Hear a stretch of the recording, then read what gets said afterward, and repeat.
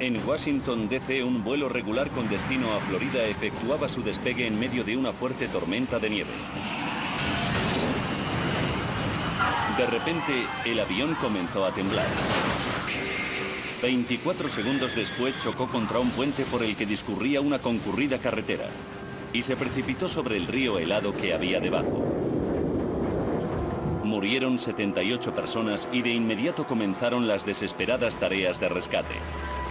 ¿Cómo se explica que un vuelo normal y corriente terminara convirtiéndose en uno de los desastres más terribles de la historia de la aviación? Tras la catástrofe se reunió un equipo de expertos para descubrir exactamente por qué se estrelló el vuelo 90 de Air Florida. Todos los desastres tienen sus causas, son una sucesión de eventos críticos. Y para comprenderlos hay que descubrir las pistas clave y averiguar lo que sucedió durante esos segundos catastróficos. Segundos catastróficos.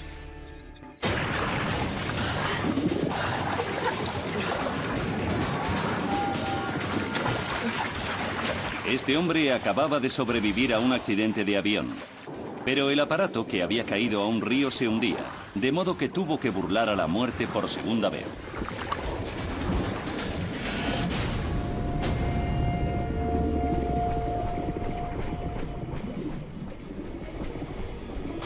Accidente aéreo en Potomac, Estados Unidos.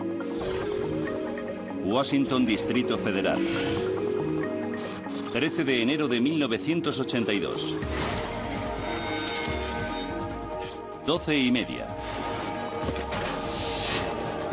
Joe Steele, ejecutivo de una importante empresa de telecomunicaciones, llegó al Aeropuerto Nacional de Washington con su secretaria Nikki Feltz. Joe y Nikki tenían que viajar a Tampa, Florida, por motivos laborales, y estaba previsto que su vuelo, el 90 de Air Florida, saliera a las 2:15 de la tarde.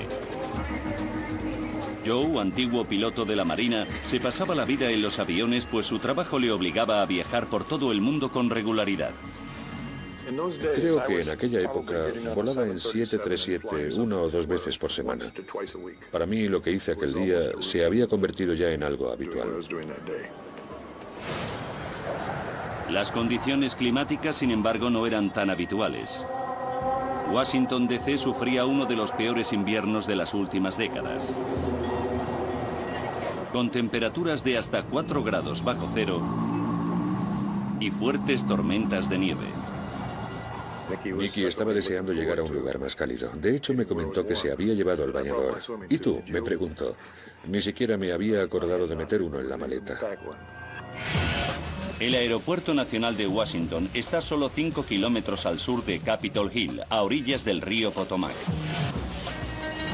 Es un importante centro neurálgico donde se dan cita vuelos de todo Estados Unidos y Canadá. En una jornada normal aterrizan aquí más de 400 aparatos.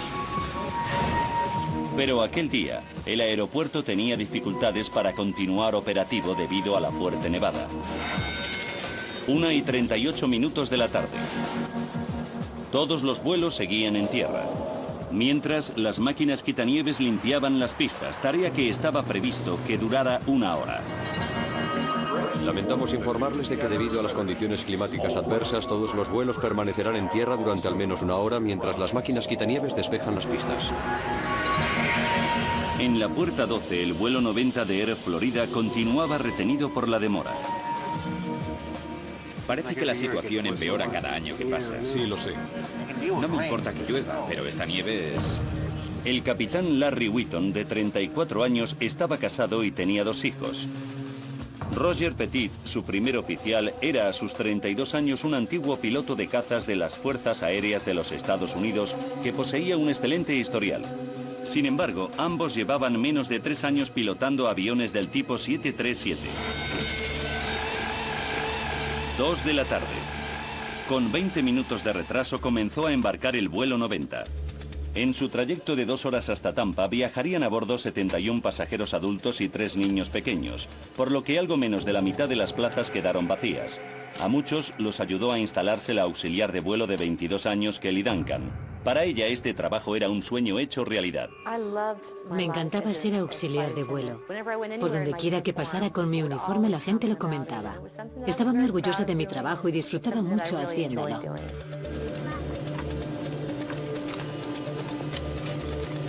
Cerca de Joe y Nikki se encontraban Priscilla Tirado y su hijo de 2 meses, Jason, y su esposo José. Se mudaban a Florida, donde José había encontrado un empleo en la industria de la construcción. 2:20 de la tarde. El capitán Wheaton esperaba que el aeropuerto pronto volviera a funcionar y ordenó que procedieran a retirar el hielo del 737. Ya podéis empezar, muchachos. La tarea de quitar la nieve y el hielo de los aviones antes del despegue es un procedimiento rutinario. Pero una sucesión de retrasos adicionales mantuvo el vuelo 90 en la puerta 12 otra hora. Despejar las pistas requirió más tiempo del previsto y además había muchos vuelos retrasados. Los pasajeros que ya se encontraban a bordo solo podían esperar. Mientras, la tormenta de nieve arreciaba. Veía la nieve acumularse sobre el avión y a su alrededor. No dejó de nevar ni un segundo en todo el tiempo que estuvimos allí.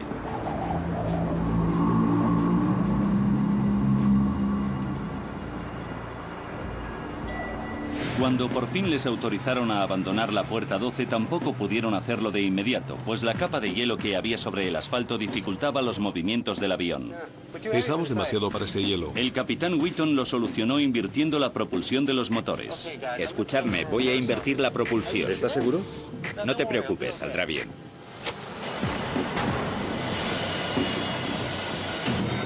3:35 de la tarde. Por fin el vuelo 90 comenzó a rodar por la pista de despegue, 1:20 después de lo previsto. Para la auxiliar de vuelo Kelly Duncan fue un alivio. Me alegró que comenzamos a alejarnos de la pasarela porque pensé que por fin emprenderíamos el viaje. Wheaton y Petit hicieron las comprobaciones previas al despegue. Dispositivo anticongelante. Desconectado. Unidad de potencia auxiliar. En marcha. Luego el vuelo 90 se colocó tras otro avión a la espera de despegar. Hay 2 salidas en las ventanas del centro de la cabina y 2 puertas en la parte delantera. La cosa se pone fea. Creo que nunca había visto una tormenta de nieve así. Los cinturones de seguridad se abren así. Los 2 pilotos vieron nieve sobre las alas del avión. Petit estaba preocupado. Ha pasado ya un buen rato desde que retiraron el hielo. 3:59 de la tarde. El vuelo 90 recibió autorización para despegar. Vuelo 90, colóquese en posición y espere. Que los auxiliares de vuelo ocupen sus asientos, por favor. En la parte trasera de la cabina de pasajeros, Kelly Duncan se abrochó el cinturón. Joe Steely, Nikki Feltz y Priscilla Tirado se encontraban a tan solo unos metros de ella. 3:59 y 45 segundos. Propulsores. Por fin el 737 inició su avance por la pista. Segundos después, las agujas de los propulsores superaban el nivel mínimo requerido para despegar. Parece que no está bien, ¿verdad? Petit reaccionó soltando un poco los propulsores, pero tardaban más de lo normal en alcanzar la velocidad de despegue de 144 nudos. Esto no va bien. Los datos reflejados en el cuadro eran inusuales. 120. Joe Steely empezaba a preocuparse. Íbamos a una velocidad muy baja para despegar. Viajaba en 737 todas las semanas y noté la diferencia. En aquella ocasión parecía que estábamos en una carretera comarcal llena de baches y no en la pista de un aeropuerto. Finalmente el vuelo 90 alcanzó la velocidad de despegue. Suelta. Y comenzó a elevarse. 2. De repente, el morro se levantó bruscamente y el aparato empezó a temblar. En la cabina de mando, las alarmas avisaron a los pilotos de que el vuelo 90 estaba a punto de entrar en pérdida. Solo disponían de unos segundos para reaccionar o el aparato de 46 toneladas y sus 79 pasajeros caerían en picado desde el cielo. La excesiva elevación del morro del 737 estaba generando tal resistencia al avance que el avión perdía velocidad a marchas forzadas. Suelta. Solo necesitamos 500. Si el vuelo 90 se frenaba demasiado, entraría en pérdida y caería a tierra. El capitán Wheaton ordenó a su copiloto que bajara el morro moviendo hacia adelante la palanca de mando. Adelante, adelante. Pero este no podía inclinarlo demasiado, pues el aparato comenzaría a descender. Vamos, apenas se eleva. Las sacudidas se intensificaban, por lo que Joe Steele comenzó a temerse lo peor. Recuerdo con total claridad que pensé, ¿cómo demonios salgo yo ahora de este avión? Pero sabía que ya era demasiado tarde, así que me creí perdido. 12 segundos después del despegue, el vuelo 90 había recorrido 1 kilómetro. 500 metros más allá, la intensa nevada había provocado un enorme atasco en el puente de la calle 14 que cruza el río Potomac. El camión del obrero de la construcción, Marion Grant Jr., quien se dirigía al norte de la ciudad, apenas había avanzado en un cuarto de hora. Aquello no se movía. Estábamos 3 minutos parados, avanzábamos 1,5 metros o 2 y luego volvíamos a detenernos. 4 de la tarde y 53 segundos. Tras alcanzar una altitud de tan solo 107 metros, de repente el vuelo 90 dejó de elevarse y comenzó a caer. El capitán Wheaton situó los propulsores en la posición de máxima potencia, pero ya era demasiado tarde. Quienes habían quedado atrapados en el puente de la calle 14 de camino a sus trabajos oyeron el chirrido de los motores del avión. Nos caemos, Larry, esto se cae, Larry. Lo sé.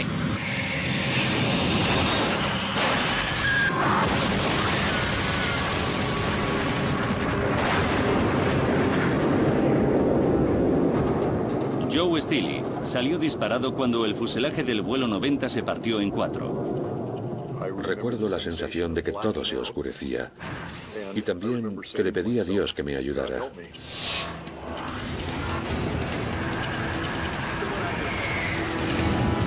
Un ala del avión golpeó el camión de Marion y lo vapuleó como si fuera de juguete. Por suerte, él logró salir con vida de allí. La masacre que ocasionó en el puente fue horrible. Vi a un tipo que había muerto aplastado. Otro estaba decapitado. Cosas así.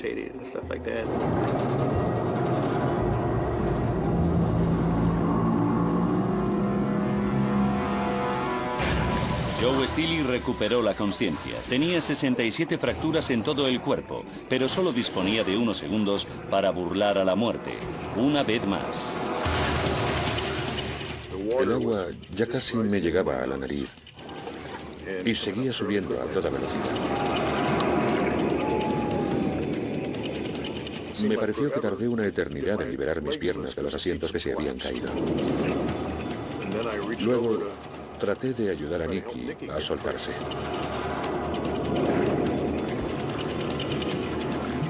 Cuando llegué al final del avión, supe que saldría de allí, porque de repente vi un destello de luz en el agua.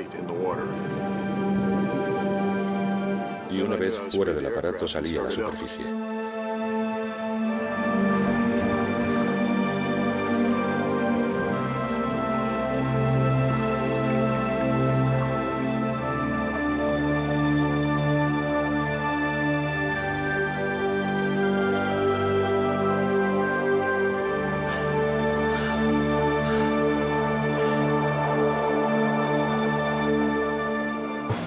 Los testigos de la catástrofe, estupefactos, se agolpaban en el puente.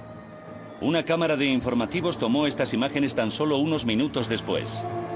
Todo el 737, excepto la sección de cola, había desaparecido. Joe y Nicky consiguieron llegar hasta esta isla formada por fragmentos del aparato junto con otros 4 supervivientes.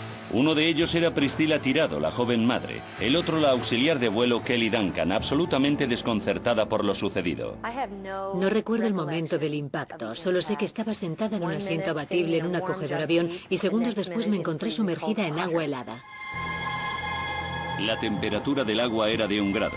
El cuerpo humano solo puede sobrevivir unos 30 minutos en esas condiciones. Al final el frío resulta incluso doloroso.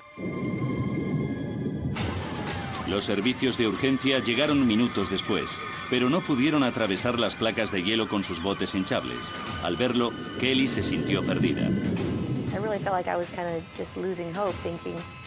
Perdí toda esperanza. Pensé que moriría y no estaba preparada para morir. Aquellas personas habían sobrevivido a un accidente de avión.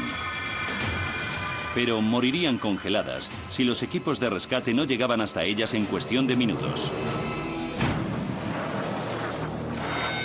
4 y 6 minutos.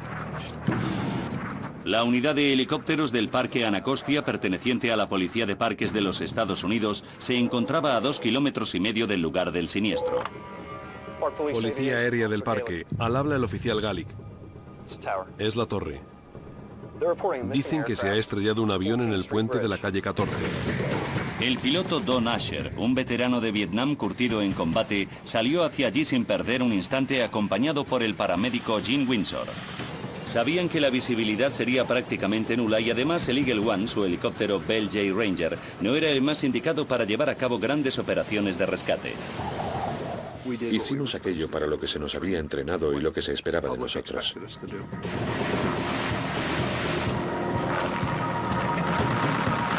4 y 10 de la tarde. Lenny Skatnik, un joven de 28 años, se acercó al lugar del siniestro. Había visto toda la conmoción mientras regresaba a casa desde su oficina en el centro de Washington. La escena que presenció al llegar le turbó profundamente. Cuando bajamos hasta la orilla del río sentí un escalofrío. En el ambiente reinaba ese silencio tan característico de los días que nieva, roto en este caso por los gritos de alguien que pedía auxilio desde el agua. Se me puso la carne de gallina.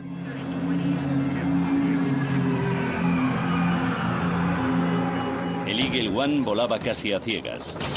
Don se vio obligado a escudriñar los terrenos aledaños para localizar las carreteras que sabía conducían al puente de la calle 14.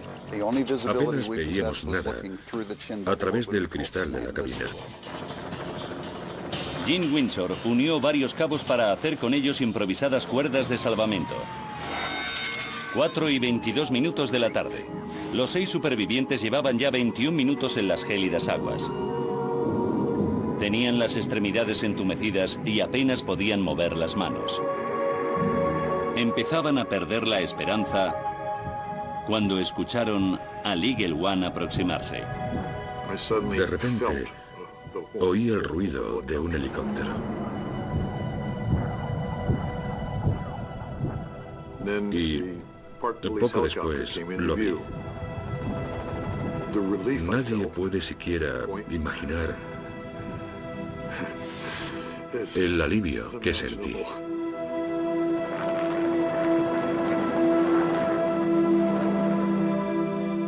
El ruido de aquel helicóptero fue lo más maravilloso que había escuchado nunca. Don vio a los supervivientes aferrados a la sección de cola del avión. En cuanto les vimos, comprendimos que cada segundo era vital y podía significar la diferencia entre la vida y la muerte. Teníamos que sacarles de aquel río. El primer superviviente al que rescató el Eagle One fue Bert Hamilton, de 41 años. Luego Gene lanzó una de sus improvisadas cuerdas de salvamento a la auxiliar de vuelo Kelly Duncan. Solo recuerdo que al mirar al cielo vi una cuerda colgando y me la enrollé alrededor del cuerpo para que me subieran.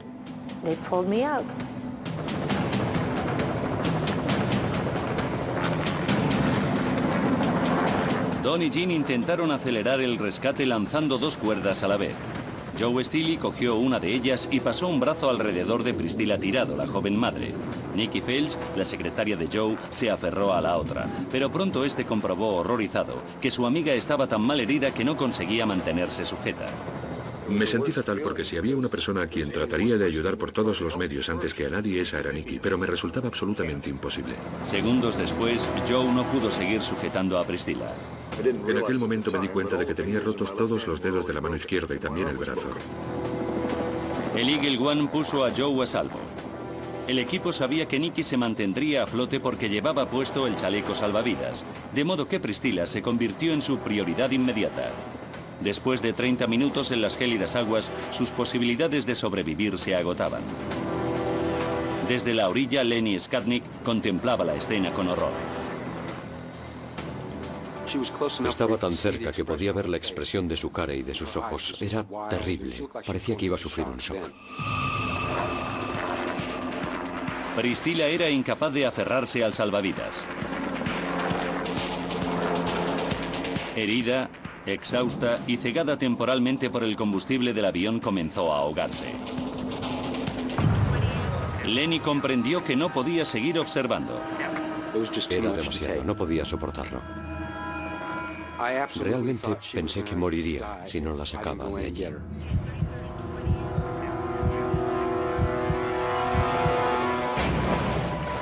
De modo que saltó a las frías aguas y arrastró a Priscilla hasta un lugar seguro.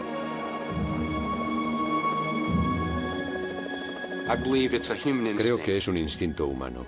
No lo sopesé ni lo medité, simplemente lo hice.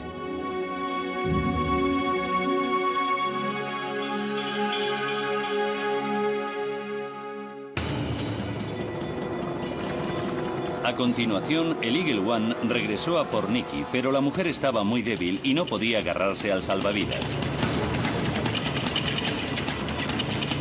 Para superar ese escollo, el equipo tomó una audaz determinación. Jean saltó a la barra del helicóptero, agarró a Nikki y así la llevó hasta un lugar seguro.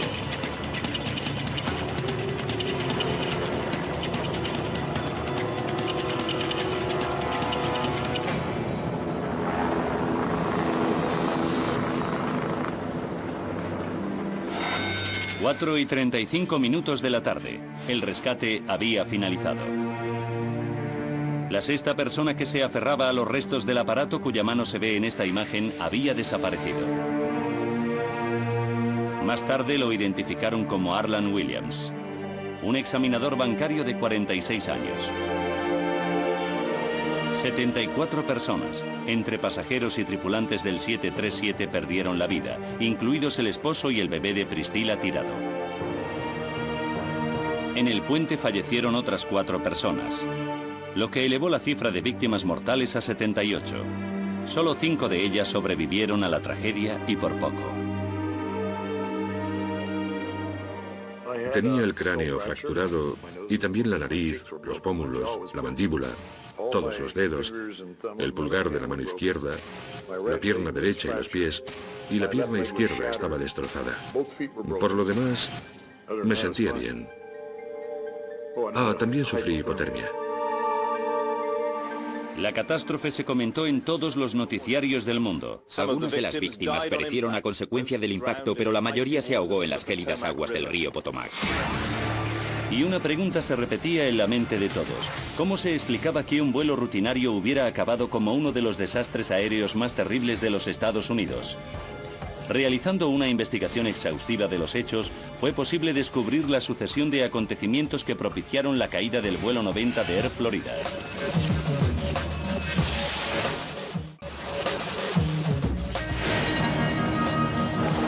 Cuando se produjo la catástrofe, Bill Hendricks era el director del Departamento de Investigación de Accidentes Aéreos de la Comisión Nacional de Seguridad en el Transporte.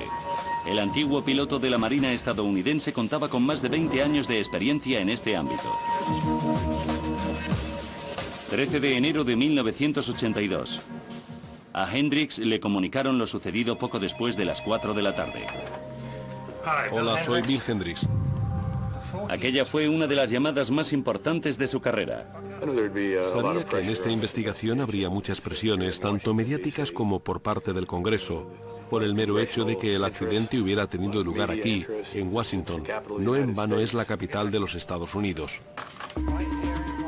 Hendricks se puso en contacto inmediatamente con su mano derecha, Rudy Kapustin, quien se encargaría del día a día de la investigación, y sin perder un minuto llamaron al Go Team, un equipo de expertos de la Comisión Nacional de Seguridad en el Transporte al que se puede recurrir en cualquier momento para trabajar en una catástrofe aérea importante.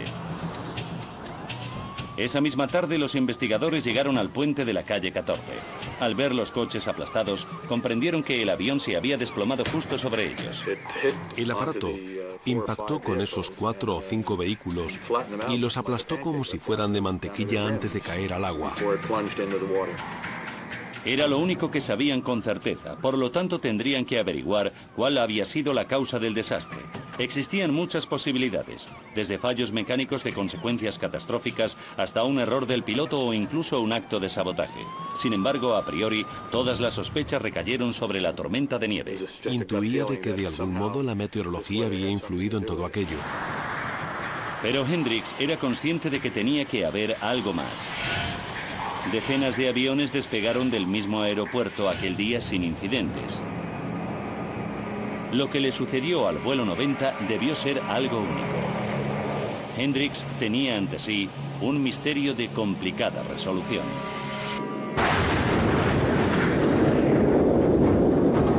Los restos del vuelo 90 y las pistas que hubieran podido quedar en el avión se encontraban en el fondo de un río helado. Además, dado que ambos pilotos habían muerto, lo que sucedió en la cabina de mando seguiría siendo una incógnita, a menos que los buzos encontraran la caja negra con los datos de vuelo.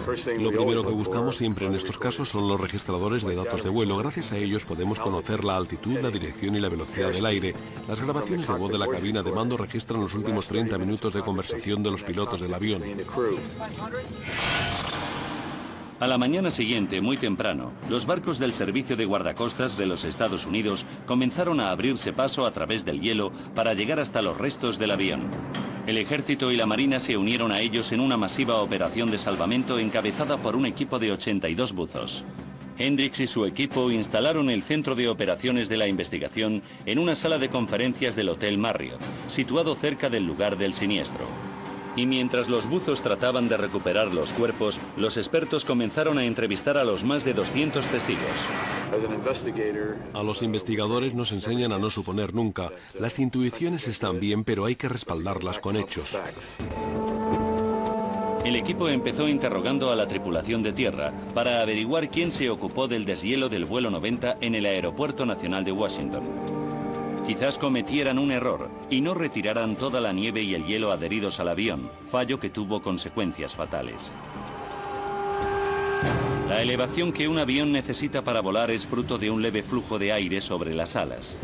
Una capa de hielo o de nieve congelada sobre su superficie ocasiona una alteración que puede reducir la elevación e incrementar de forma considerable la resistencia al avance.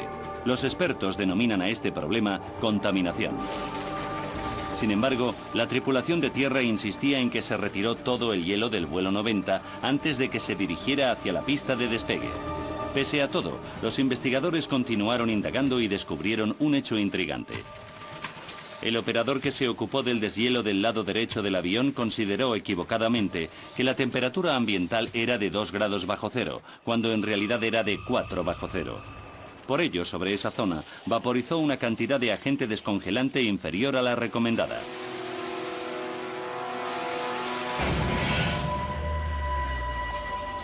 Los investigadores comprendieron que estaban a punto de realizar un importante descubrimiento y decidieron estudiar con más detalle el proceso de deshielo. Estudiamos todo el proceso de deshielo que se llevó a cabo en aquel vuelo, así como la mezcla de fluidos descongelantes y el modo en que se administró. Analizaron la solución que se empleó para el deshielo del vuelo 90 y descubrieron algo aún más preocupante. La cantidad de glicol, el agente anticongelante, era la mitad de la necesaria, por lo que el efecto de la sustancia fue menor de lo que indicaba el panel de control del operador. ¿Cómo pudo suceder algo así? El equipo examinó todos los componentes del vehículo de deshielo utilizado en el vuelo 90 y encontró la respuesta que buscaba. En el conducto de salida del glicol habían sustituido una válvula calibrada específicamente para la tarea por otra sin modificar, lo que redujo el flujo de glicol que llegaba a la tobera, y por lo tanto, el lado derecho del 737 no fue el único que recibió una dosis insuficiente de fluido anticongelante. A todo el avión le pasó lo mismo. En aquel avión no se realizó una operación de deshielo demasiado concienzuda, más bien fue mediocre en el mejor de los casos. Se cometieron muchos errores. Pero los investigadores sabían que eso no era en absoluto una prueba concluyente de que en el avión hubiera hielo y nieve cuando despegó. La tripulación de tierra usó la misma unidad de deshielo en otros aparatos sin que se produjeran incidentes, lo que significa que, pese a ser más suave de lo normal, quizás la solución anticongelante funcionara adecuadamente. Hendricks necesitaría pruebas más sólidas para sustentar su corazonada, y lo que su equipo descubrió después les sorprendió. Escuchadme, voy a invertir la propulsión. El capitán Wheaton recurrió a la propulsión invertida para alejarse de la puerta 12. Normalmente los inversores de propulsión se emplean como sistemas de frenado durante el aterrizaje del avión. ¿Estás seguro? Nunca deberían usarse antes del despegue cuando la temperatura exterior es muy baja por una sencilla razón. Invierten el flujo de aire caliente que sale de la parte trasera de los motores y lo canalizan hacia el morro del avión, lo que puede proyectar una nube de escarcha hacia las alas y las aberturas de los motores. Cuando las temperaturas no superan los 0 grados, esa escarcha puede volver a congelarse en unos minutos. La utilización de la propulsión inversa era una prueba más de que la nieve o el hielo pudieron ser los causantes del desastre. El piloto no estuvo muy acertado. No fue buena idea. Luego, Hendricks halló otra pista. Un miembro de su equipo consiguió una fotografía extraordinaria. Se trataba de una instantánea del vuelo 90 tomada por un pasajero de otro avión aproximadamente a las 3:20 de la tarde, tan solo 10 minutos después de que terminara el proceso de deshielo. La imagen no es muy nítida, pero en ella se aprecia ya nieve reciente en el avión. La fotografía confirmaba que el 737 pudo contaminarse después de las tareas de deshielo, con independencia de que el trabajo se realizara bien o mal. Para cuando se cumplió el cuarto día de la investigación, ya se habían recuperado la mayoría de los cuerpos y la operación de salvamento podía centrarse en los restos del aparato siniestrado. Los fragmentos se trasladaron a un hangar del Aeropuerto Nacional de Washington para examinarlos minuciosamente, pero no se obtuvo ningún dato. Y los 2 registradores de datos de vuelo de la caja negra, elementos decisivos para la investigación, seguían sin aparecer. Encontrarlos sería una tarea titánica. Los buzos disponían para lograrlo de un sistema de localización acústica, pero los restos del fuselaje estaban desperdigados por un área de frías y oscuras aguas, del tamaño de un campo de fútbol. Los periodistas querían respuestas, pero el portavoz de la Comisión Nacional de Seguridad en el Transporte, Francis McAdams, aún no podía anunciar ninguna novedad. Como yo les dije antes, no sabré nada hasta que no reunamos todas las pruebas. Los investigadores se jugaron su última carta. Los supervivientes. Los supervivientes estaban en el avión, escucharon sonidos y sintieron golpes y roces, por lo que podían proporcionarnos una gran cantidad de información. Joe Steele les contó que el vuelo 90 tembló violentamente antes de estrellarse. Sus palabras confirmaron las sospechas de los investigadores. Sabían que las sacudidas pudieron deberse a una alteración del flujo de aire sobre las alas a causa del hielo y la nieve. Pero entonces Joe les comentó que el 737 parecía más lento y renqueante cuando aceleraba para despegar. ¿A qué podía deberse dicha incidencia? Otros aviones no tuvieron ese problema pese a la nieve. Hendricks y su equipo estaban desconcertados.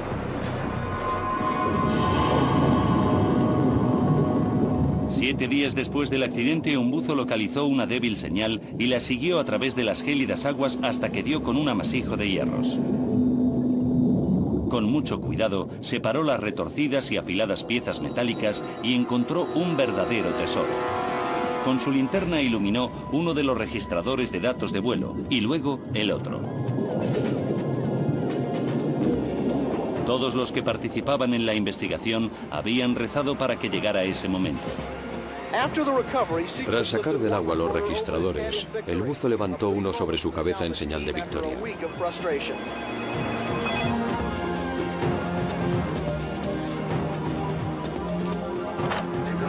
Han encontrado los registradores.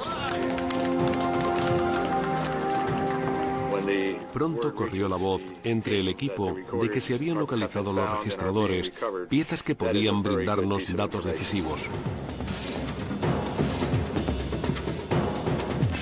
Los investigadores se apresuraron a trasladar las cajas negras a sus laboratorios.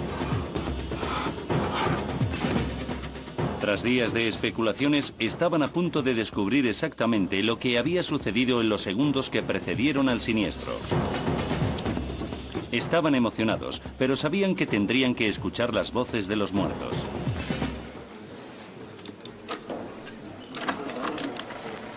La cosa se pone fea. Creo que nunca había visto una tormenta de nieve así.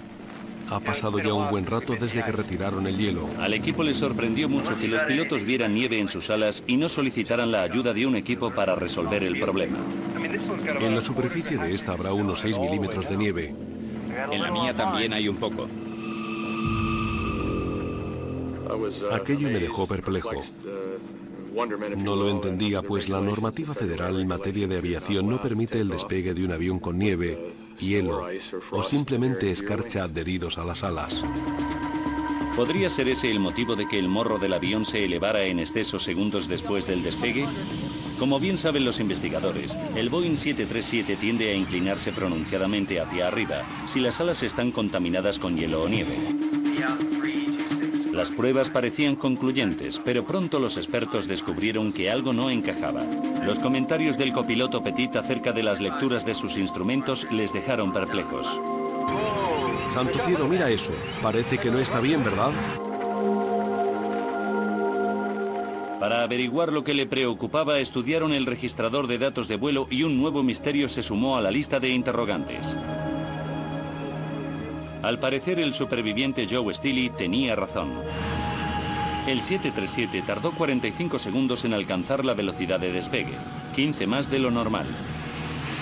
Sería lógico que, al estar contaminado por la nieve y el hielo, el despegue se ralentizara un poco, pero no 15 segundos. El equipo comprendió que debía haber otro fallo en el 737, pero no sabían lo que era. Tal vez tuvieran que volver al punto de partida.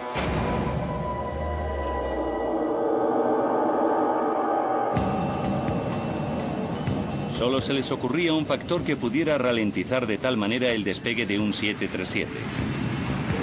Una propulsión insuficiente por parte de los motores. Pero no era lógico que los pilotos despegaran si carecían de la potencia necesaria. La idea parecía absurda. El enigma no podía resolverse inspeccionando los motores, pues seguían en el fondo del río Potomac.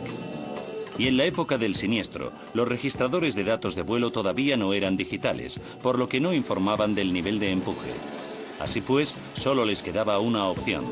Los investigadores examinaron los sonidos de bajo nivel del motor recogidos por el grabador de voz de la cabina de mando. Con la ayuda de una técnica llamada espectro de sonido, transformaron dichas frecuencias sonoras en lecturas de propulsión. Sí, es el 1,7. Demasiado bajo. Los resultados fueron sorprendentes. El nivel de empuje, o EPR, de ambos motores era de 1,7 cuando deberían haber sido de 2,04. El equipo estaba atónito. Al parecer, los pilotos despegaron sin la potencia necesaria. Mira eso, parece que no está bien, ¿verdad? ¿Cómo pudo suceder algo así? Los investigadores escucharon una y otra vez las conversaciones de la cabina buscando pistas y pronto repararon en un pequeño detalle. Calefacción. Encendida. Dispositivo anticongelante. Desconectado. Unidad de potencia auxiliar. En marcha. ¿Podemos escucharlo otra vez? Los expertos se quedaron sin habla. La calidad de la grabación no era buena, pero el capitán Wheaton parecía decir desconectado cuando le preguntaban por el dispositivo anticongelante del motor. Dispositivo anticongelante. Desconectado. Hendricks comprendió entonces que una insignificante palabra podía ser la solución al misterio de la catástrofe.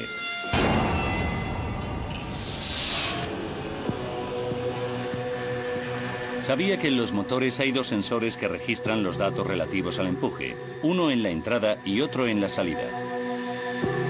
Juntos generan las lecturas de propulsión estableciendo un ratio entre la presión del aire en la parte delantera del motor y en la trasera.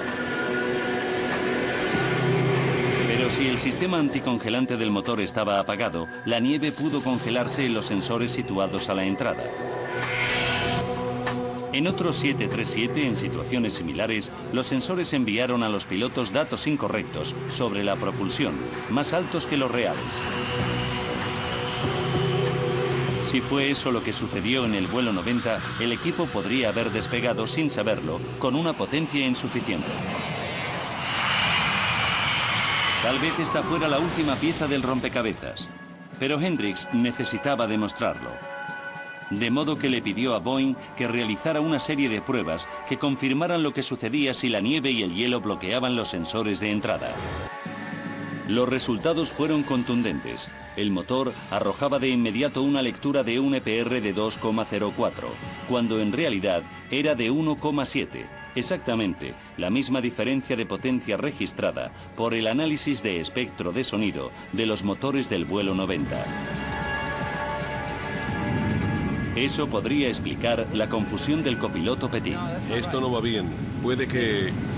Su marcador de EPR indicaba 2,04, pero su posición de propulsión y las lecturas de emisión de calor y flujo de combustible reflejan un nivel más bajo de 1,7. ¿Cómo pudieron cometer los pilotos el asombroso error de olvidar encender el dispositivo anticongelante del motor? ¿Y por qué no abortaron el despegue cuando comprendieron que algo iba mal? Cuando comenzaron los problemas, las observaciones del copiloto deberían haberles llevado a suspender el despegue. Examinando los expedientes de los pilotos, los investigadores descubrieron que ninguno tenía mucha experiencia en vuelos en condiciones invernales. Pero también encontraron datos más preocupantes. Durante los últimos 2 años, el capitán tuvo que repetir 2 pruebas de competencia tras recibir unas calificaciones mediocres. Entre sus puntos más flojos figuraban el cumplimiento de la normativa, el uso de las listas de comprobación y el conocimiento de los sistemas del avión.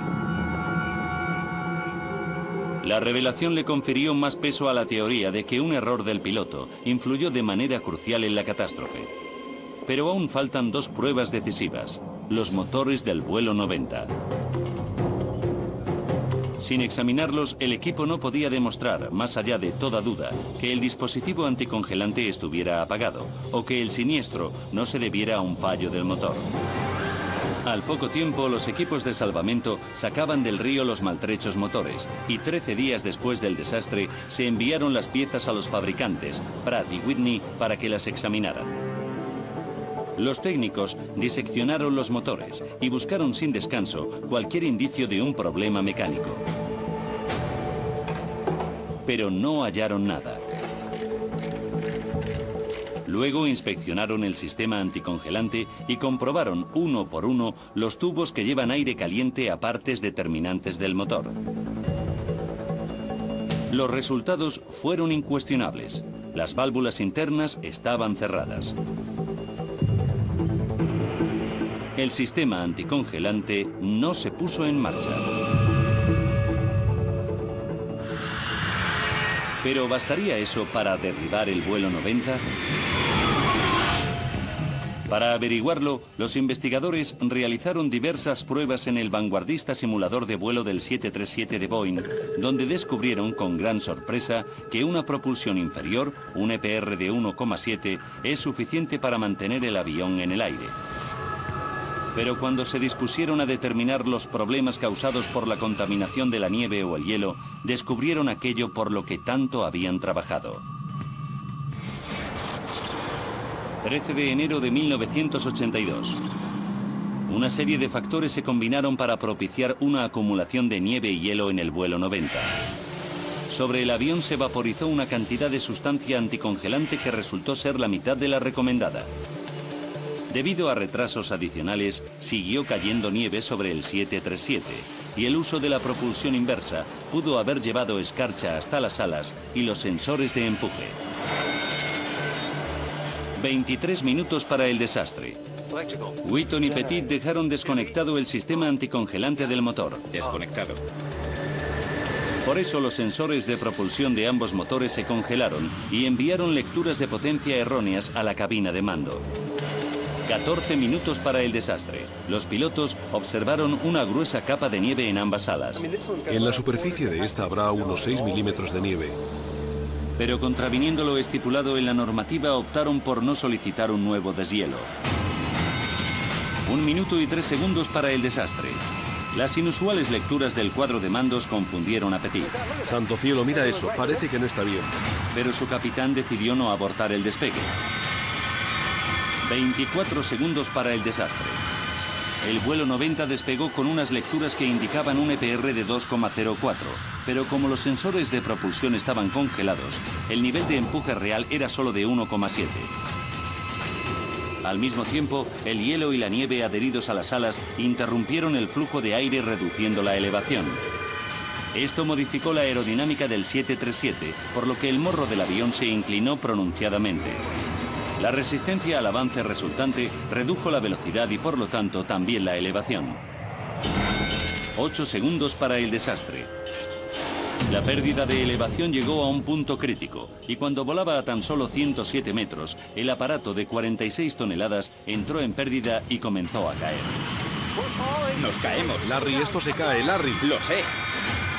A las 4:01 el vuelo 90 chocó contra el puente de la calle 14.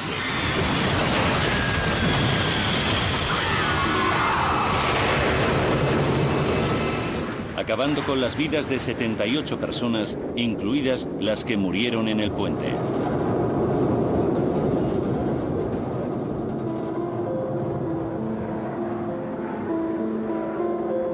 Tras su rescate, el superviviente Joe Steely dejó su puesto como ejecutivo para trabajar por su cuenta.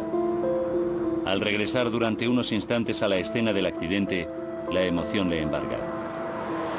Creo que más que nada aprecio los 24 años que he vivido desde entonces. He visto crecer a mis hijos. Sujeté entre las mías la mano de mi padre cuando murió. Podría haberme perdido todo eso.